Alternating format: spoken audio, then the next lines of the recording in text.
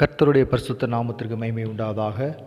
இந்த நாளிலும் தேவனுடைய திருச்சமூகத்தில் கூடி வந்திருக்கிறதான உங்கள் யாவருக்கும் ஆண்டவராகிய இயேசு கிறிஸ்துவின் இனிய நாமத்தினாலே அன்பின் வாழ்த்துக்கள். இப்பொழுதும் எபிரேயருக்கு எழுதின நிருபம் 10வது அதிகாரம் 18வது வசனம். இவைகள் மன்னிக்கப்பட்டதுண்டானால் இனி பாவத்தின் நிமித்தம் பலி செலுத்தப்படுவதில்லையே என்று இந்த வேத வசனம் அது சொல்லுகிறது. இனி பாவத்தின் நிமித்தம் பலி செலுத்தப்படுவதில்லையே. ஆண்டவராகிய இயேசு கிறிஸ்துவானவர் இந்த பூமிக்கு பலியை நிறுத்தும்படியாய் அவர் கடந்து வந்து இருக்கிறார். அதைத்தான் இந்த வேத வசனம் அது சொல்லுகிறது. பாவத்தின் நிமித்தம் பலி செலுத்தப்படுவது இல்லையே என்று.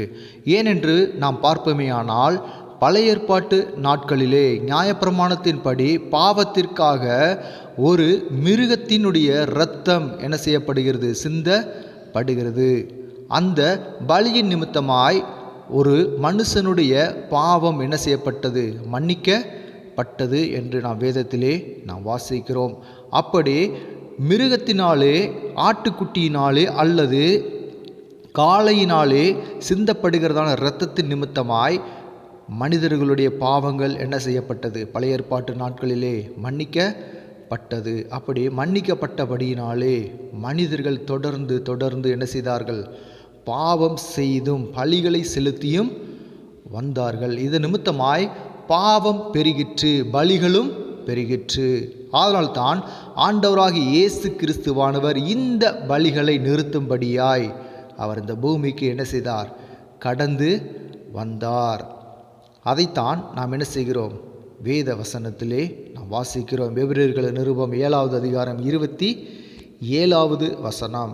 அவர் பிரதான ஆசாரியர்களைப் போல முன்பு சொந்த பாவங்களுக்காகவும் பின்பு ஜனங்களுடைய பாவங்களுக்காகவும் நாடோறும் இனி பலியிடப்பட வேண்டியதில்லையே.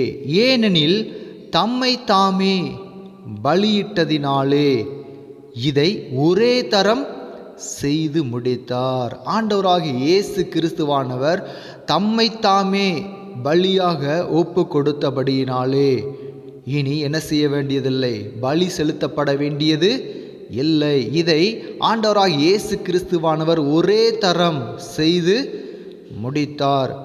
பலி செலுத்துகிறதான மனுஷன், ஆசாரியன் முதலாவதாக தன்னுடைய பாவத்திற்காக என்ன செய்யப்பட வேண்டும்? பலி செலுத்த வேண்டும். அதன் பின்புதான் ஜனங்களுடைய பாவங்களுக்காக அவன் என்ன செய்ய வேண்டும்? பலி செலுத்த வேண்டும். ஆனால் ஆண்டவராகிய இயேசு கிறிஸ்துவானவர் அவர் என்ன செய்திருக்கிறார்? தனக்காக எந்த ஒரு பலியையும் அவர் செலுத்த வேண்டியது இல்லை. அவர் நம்முடைய பாவங்களுக்காக தம்மை தாமே அவர் என்ன செய்திருக்கிறார்?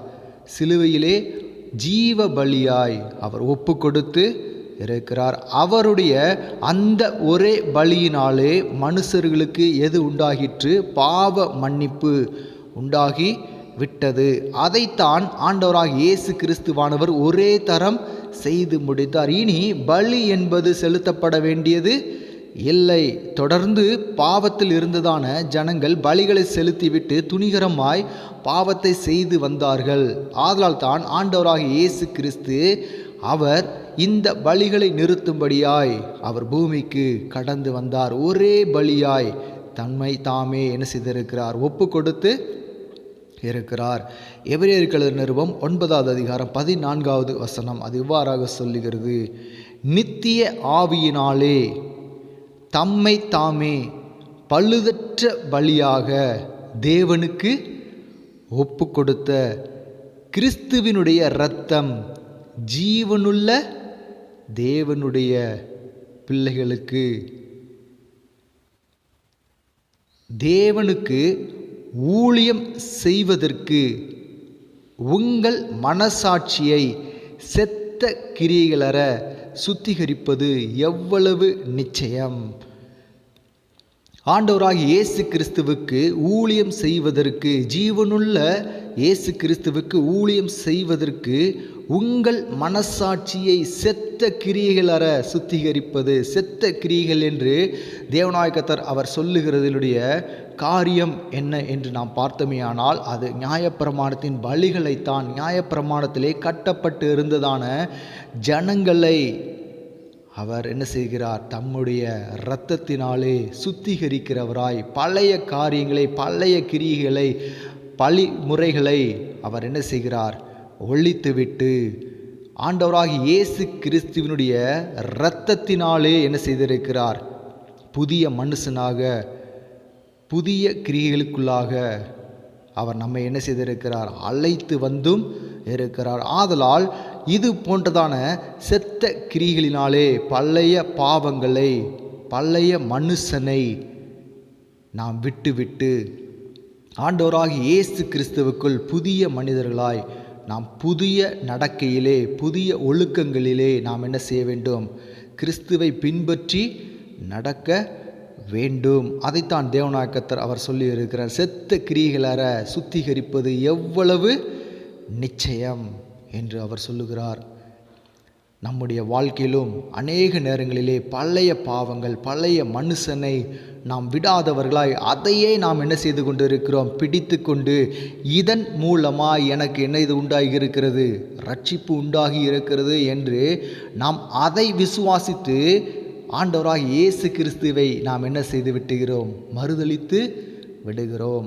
ஆதலால் தான் தேவனாகிய கர்த்தர் அவர் சொல்லுகிறார், தம்மை தாமே ஒரே ஜீவ பலியாய் அவர் என்ன செய்திருக்கிறார்? ஒப்பு கொடுத்து இருக்கிறார். இனி பலி செலுத்தப்பட வேண்டிய அவசியம் என்பதே இல்லை. ஆண்டவராகிய இயேசு கிறிஸ்துவானவர் என்னுடைய பாவங்களுக்காக, எனக்காக அவர் சிலுவையிலே என்ன செய்யப்பட்டு இருக்கிறார்? அடிக்கப்பட்டு தம்முடைய இரத்தத்தினாலே என்னை என்ன செய்திருக்கிறார்? சுத்திகரித்து இருக்கிறார் என்கிறதான விசுவாசம் நமக்கு உண்டாகுமேயானால் நாம் என்ன செய்ய மாட்டோம்? இனி பழைய பாவங்களை, பழைய கிரியைகளை நாம் செய்கிறவர்களாய் இராதபடிக்கு நாம் என்ன செய்வோம்? நாம் தெளிந்த புத்தி உள்ளவர்களாய் நாம் மாறிவிடுவோம். அன்பான தேவனுடைய பிள்ளைகளே, ஆதலால் இது போன்றதான பழைய காரியங்களை நாம் விட்டுவிட்டு ஆண்டவராகிய இயேசு கிறிஸ்துவானவர் நமக்கு கொடுத்திருக்கிறதான புதிய வாழ்விலே நாம் என்ன செய்ய வேண்டும்? அவரோடு இணைந்து நாம் என்ன செய்ய வேண்டும்? அவருக்குள், அவருடைய கிரியைகளுக்குள் நாம் என்ன செய்ய வேண்டும்? கீழ்ப்படிந்து நடக்கிறவர்களாய், ஆண்டவராகிய இயேசு கிறிஸ்துவுக்கு நாம் ஊழியம் செய்கிறவர்களாய். ஊழியம் என்பது அது என்னை குறிக்கவில்லை, ஆண்டவருடைய சுவிசேஷ பணியை செய்கிற அந்த ஊழியத்தை குறிக்கவில்லை. ஆண்டவராகிய இயேசு கிறிஸ்துவை பின்பற்றுவதிலும் ஆண்டவராகிய இயேசு கிறிஸ்துவை நாம் வெளிப்படுத்துகிற கிரியைகளையுமே என்ன செய்கிறது? அது இது குறிக்கிறதாய் அது இருக்கிறது. ஆதலால் இனி பாவத்திற்கென்று நாம் என்ன செய்யக்கூடாது? கிரியைகளை நடப்பிக்க கூடாது. ஆண்டவராகிய இயேசு கிறிஸ்துவுக்கென்று நாம் என்ன செய்ய வேண்டும்? கிரியைகளை நடப்பிக்கிறவர்களாய் நாம் இருக்க வேண்டும். அதைத்தான் ஆண்டவராகிய இயேசு கிறிஸ்துவானவர் இந்த பூமியிலே வந்து அதை நிறைவேற்றி அவர் என்ன செய்திருக்கிறார்? கடந்து சென்றும் இருக்கிறார். ஆதலால் பலியை அல்ல, ஆண்டவராகிய இயேசு கிறிஸ்துவையே நாம் என்ன செய்ய வேண்டும்? விசுவாசிக்க வேண்டும். எபிரேயருக்கு எழுதின நிருபம் 9வது அதிகாரம் 25வது வசனம் அது இவ்வாறாக சொல்லுகிறது, பிரதான ஆசாரியன் அந்நிய இரத்தத்தோடே வருஷந்தோறும் பரிசுத்த ஸ்தலத்துக்குள் பிரவேசிக்கிறது போல அவர் அநேகம் தரம் தம்மை பலியிடும்படிக்கு பிரவேசிக்கவில்லை. பிரதான ஆசாரியன் வருஷந்தோறும் என்ன செய்வான்? அந்நிய இரத்தத்தோடே ஒரு ஆட்டுக்குட்டியோ அல்லது காளைகளுடைய இரத்தத்தையோ என்ன செய்வார்? எடுத்துக்கொண்டு பரிசுத்த ஸ்தலத்திற்குள் அவர் கடந்து போய் பாவ நிவர்த்தியை அவர் நிறைவேற்றி கடந்து வருவார். ஆனால் ஆண்டவராகிய இயேசு கிறிஸ்துவானவர் அப்படி செய்யாமல் அவர் ஒரே பலியாய் தம்மை பலியிடும்படிக்கு அவர் என்ன செய்திருக்கிறார்? பிரவேசித்து இருக்கிறார். ஆதலால் இனி பலி என்பது அவசியமே இல்லை. ஆண்டவராகிய இயேசு கிறிஸ்துவையே என்ன செய்ய வேண்டும்? விசுவாசிக்க வேண்டும். எபிரேயர்கள் 9வது 28வது வசனம் இவ்வாறாக சொல்லுகிறது, கிறிஸ்துவும் அநேகருடைய பாவங்களை சுமந்து தீர்க்கும்படிக்கு ஒரே தரம் பலியிடப்பட்டும் இருக்கிறார். தமக்காக காத்து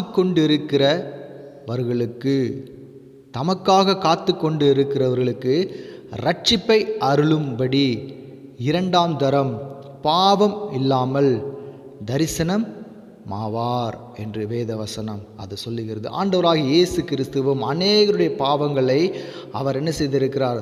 சுமந்து தீர்த்திருக்கிறார். ஒரே தரம் பலியிடப்பட்டு தமக்காக காத்திருக்கிறவர்களுக்கு என்ன செய்திருக்கிறார்? இரட்சிப்பை அவர் கொடுத்திருக்கிறார். அன்பான தேவனுடைய பிள்ளைகளே, ஆதலால் ஆண்டவராகிய இயேசு கிறிஸ்து எனக்காக மரித்து, எனக்காக அடக்கம் பண்ணப்பட்டு, எனக்காக உயிர்த்தும் இருக்கிறார். அவரே தம்மைத்தாமே ஜீவ பலியாய் என்ன செய்திருக்கிறார்? ஒப்பு கொடுத்தும் இருக்கிறார் என்கிற விசுவாசம் நமக்குள் இருக்க வேண்டும். பழைய மனுஷனை, பழைய பாவங்களை, பழைய கிரியைகளை நாம் என்ன செய்ய வேண்டும்? விட்டு ஆண்டவராகிய இயேசு கிறிஸ்துவானவர் நமக்கு கொடுத்திருக்கிறதான புதிய வாழ்க்கையிலே, பரிசுத்த வாழ்க்கையிலே ஆண்டவராகிய இயேசு கிறிஸ்துவுக்கு முன்னதாய் நாம் என்ன செய்ய வேண்டும்? கிரியைகளை நடப்பிக்கிறவர்களாய், இனி பாவத்திற்கு நாம் எந்த ஒரு கிரியைகளையும் நாம் செய்யாதவர்களாய், பரிசுத்தத்திற்கென்று ஆண்டவராகிய இயேசு கிறிஸ்துவுக்கென்று நாம் என்ன செய்ய வேண்டும்? கிரியைகளை நடப்பிக்கிறவர்களாய் நாம் காணப்பட வேண்டும். பழைய செத்த கிரியைகளை நாம் விட்டு ஜீவனுள்ள தேவனுக்குள் நாம் என்ன செய்ய வேண்டும்? புதுப்பிக்கப்பட்டவர்களாய், நம்மை நாமே சுத்திகரித்து கொண்டவர்களாய் நாம் என்ன செய்யப்பட வேண்டும்? காணப்பட வேண்டும். அதற்கு ஆண்டவராகிய இயேசு கிறிஸ்துவை முழு மனதோடு நாம் விசுவாசிக்க வேண்டும். அன்பான தேவனுடைய பிள்ளைகளே, ஆதலால் பழைய மனுஷனையும், பழைய சுபாவங்களையும், பழைய கிரியைகளையும் நாம் விட்டு நாம் ஆண்டவராகிய இயேசு கிறிஸ்துவை பின்பற்றி நடக்கிறவர்களாய் நாம் காணப்படுவோம். அப்பொழுது நிச்சயமாகவே தேவனாய் கர்த்தர் என்ன செய்வார்? நம்மை பலப்படுத்துவார். அதற்காகவே தான் ஆண்டவராகிய இயேசு கிறிஸ்துவானவர் இந்த பூமிக்கு கடந்து வந்திருக்கிறார். பலியை நிறுத்தும்படியாய் அவர் என்ன செய்திருக்கிறார்? தம்மைத்தாமே ஒரே தரம் பலியாக ஒப்பு கொடுத்திருக்கிறார். நம்முடைய பாவத்திற்காக அவர்தாமே கல்வாரி சிலுவையிலே இரத்தம் சிந்தியிருக்கிறார். தன்னுடைய ஜீவனையும் அவர் கொடுத்திருக்கிறார். ஆதலால் அந்த ஜீவனை கொடுத்த ஆண்டவராகிய இயேசு கிறிஸ்துவை நாம் விசுவாசிப்போம். அப்பொழுது நிச்சயமாகவே தேவனாகிய கர்த்தர் என்ன செய்வார்? நம்மை உயர்த்துகிறவராய் அவர் காணப்படுவார். ஒரு விசை அன்பு ஆண்டோடைய முகத்துக்கு நேராய் நாம் ஒப்பு கொடுத்து நாம் ஜெபிப்போமா? ஏசப்பா, என்னுடைய வாழ்க்கையில் பழைய மனுஷனுக்கு உண்டானதான ஆண்டவரே பாவமான கிரியைகள், பாவமான எண்ணங்கள் எனக்குள் இன்றும் தொடருகிறது. நான் ஆண்டவராகிய இயேசு கிறிஸ்துவுக்கு நான் பொருத்தனைகளை, காணிக்கைகளை நான் செலுத்திவிட்டால் போதும் என்கிறதான நிலைமை என் இருதயத்திலே காணப்படுகிறது. இதை நான் செய்து முடித்து விட்டேனேயானால் என்னுடைய பாவங்கள் மன்னிக்கப்பட்டு விடும் என்கிறதான நிலைமை இந்த நாளிலும் என்னிடத்தில் இருக்கிறது. என்னை இந்த ஒரு விசை மன்னித்து ராஜா, என்னை கர்த்தாவே பாவம் அற சுத்திகரிக்கிற உம்முடைய கல்வாரி திரு இரத்தத்தினாலே என்னை கழுவி என்னை பரிசுத்தப்படுத்துங்க ராஜா. இப்பொழுதும் கர்த்தாவே ஸ்தோத்திரம். நான் பழைய மனுஷனுக்கு உண்டானதான கர்த்தாவே செத்த கிரியைகளை நான் பிடித்து கொண்டு, பாவமான காரியங்களை நான் பிடித்து கொண்டு ராஜா வாழாதபடி ஆண்டவரே ஸ்தோத்திரம், ஜீவனுள்ள இயேசு கிறிஸ்துவை நான் ஆண்டவரே ஸ்தோத்திரம் பிடித்து கொண்டு வாழ புதிய மனுஷனாய் கர்த்தாவே, புதிய கிரியைகளிலே கர்த்தாவே, புதிய சுவாபத்திலே நான் கர்த்தாவே நடக்க எனக்கு கிருபை செய்தருளுங்க. பலியை கர்த்தாவே நிறுத்தினேன். தேவனாகிய கர்த்தர் நீரே கர்த்தாவே எனக்காக பலியாகி இருக்கிறீர் என்கிற விசுவாசத்தை எனக்குள் நீர் வைத்தமைக்காக உமக்கு நன்றி செலுத்துகிறோம். ஆண்டவரே ஸ்தோத்திரம். உம்முடைய கல்வாரி திரு ரத்தம் என்னை காக்கட்டும், என்னை பலப்படுத்தட்டும் என்று சொல்லி இந்த வேளையிலே நம்முடைய சமூகத்திலே ஒப்பு கொடுக்கிறேன். எல்லாவற்றையும் கர்த்தாவே நீரே பொறுப்படுத்திக் கொள்ளுங்க, வழிநடத்துங்க. எல்லா துதி கன மகிமை உமக்கு ஒருவருக்கே தருகிறோம். மீட்பர் இயேசுவின் நாமத்தில் ஜெபிக்கிறோம் ஜீவனுள்ள நல்ல பிதாவே, ஆமேன்.